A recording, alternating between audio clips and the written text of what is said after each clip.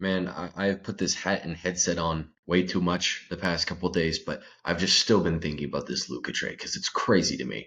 And unfortunately, the more I think about it, the more I understand the flawed mindset that Nico Harrison and the rest of the Dallas Mavericks were in when making this decision. Um, I think a part that's getting lost in this for both sides is that like I don't think either team immediately gets better. I don't think the Lakers are instantly better, like unless they make other moves. Like their roster's worse than it was with Anthony Davis. Not to say AD's a better player than Luka, but AD more exactly fits what they needed here in Los Angeles. Like their offense ran through Anthony Davis, and I just don't think it can be exactly 1-to-1 replicated with Luka Doncic like it can with AD. So uh, I don't think the Lakers are getting better. I don't think the Mavericks are really. They're still gonna be a really good team, but I think their ceiling is significantly raised with having that just unreal playmaker in Luka Doncic. But I'm gonna go to. Uh, Let me just start with Dallas' side because I think they're the team that needs the explanation of why they would do this type of thing. If you look at their roster right now, it's actually really good, and like not just like it's good, like it's ridiculous how good it is. Like Dinwiddie, Kyrie, Clay, PJ Washington, Gafford. That's their starting five with Anthony Davis currently out. Just for like a reference point, they have a three-man center rotation of Anthony Davis, Lively, and Gafford, which I think is ridiculous. Their wing rotation of Clay, PJ Washington, Omax, Najee Marshall, Max Christie, Quentin Grimes, and Dante Exum, I think is extremely strong, right? And then they still have that super really good player in Kyrie Irving there, and Dinwiddie's your backup point guard or potentially starting next to Kyrie. Like this is still an extremely good roster, and like they're extremely deep. Like I think I named a ton of really good players. I didn't even name Jaden Hardy. Like one, two, like they're like 11 deep of players who I think could play in a playoff rotation at this point in their careers. Like that's ridiculous to me. So how do I think this actually makes sense for them? Well, I'm gonna share their multi-year cap table because I think that's important context with it.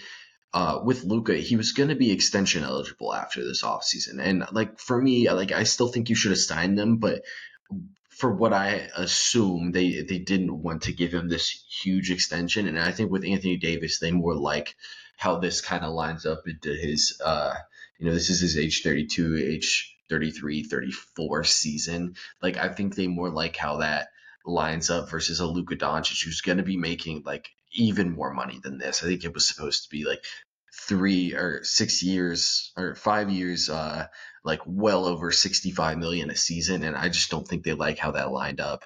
Um, Now you look at all of these players, like most of their team is under contract. Like Lively's here until making very cheap money for another 3 seasons.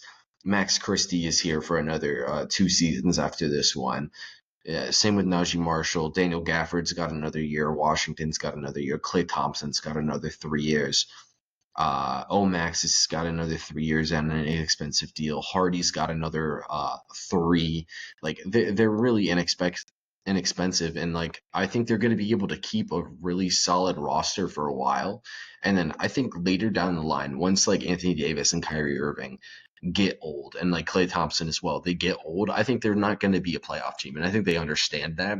And I think for them, they saw the alternative as when Kyrie Irving and Klay get old, then we just have Luka Doncic around a bunch of like not really that great supporting cast. So let's get Anthony Davis, who we think we can make our current team slightly better, even though I don't think that's what it did.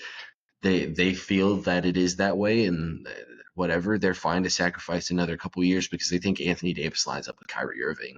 And then once you get to that point, like in 3 years, like PJ Washington, I would assume that they are going to fight to extend guys like PJ Washington, Max Christie, Najee Marshall, and like Daniel Gafford. These are going to be guys that like get first round picks in return with them, like Quentin Grimes as well. Exum, I'm sure they could trade now for multiple second round picks, and like Omax as well. Like these are a ton of guys who like I think down the line, like more casual fans aren't going to understand why those guys are valuable, but they're going to get good returns for those type of guys, and they see that as more of a light out of the other side of the at the other side of the tunnel than Luka Doncic, trading Luka Doncic in that situation, which for me, like, I don't really understand because at that point you're going to have Grimes. You would have likely had Grimes if you extended him anyway. You would have had Najee Marshall if you had extended him. You would have had Gafford and Washington if you would have extended them. So I don't necessarily understand that because those guys really line up with Luka.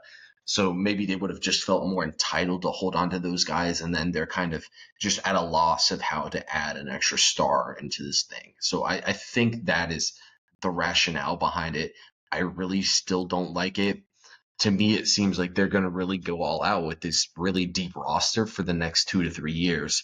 And then, Gafford, Washington, Marshall, Christie, Lively potentially, Grimes, like they're going to get like good returns for all of those guys is what I think the rationale is behind it. Um, Ultimately, I still don't agree with it. If we're not talking about Kyrie Irving for Anthony Davis here, we're talking about Luka Doncic for Anthony Davis.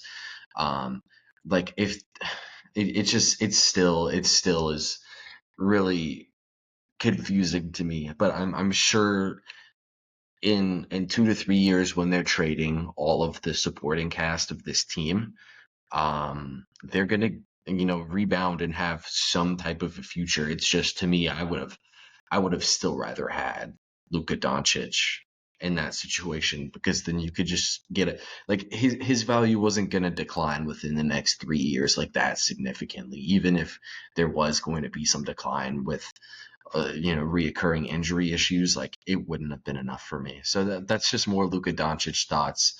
Um, Upload schedule is still the same as I said it to be the other night. Hopefully, there's not a Jimmy Butler trade, so I don't upload 4 videos in 2 days, and then uh, I would just feel so dumb if that happens. Please, Jimmy Butler, go somewhere else. Please, tonight be the night that like Cam Johnson's traded instead. That's what I would love to see. So yeah, that'll do it for this one.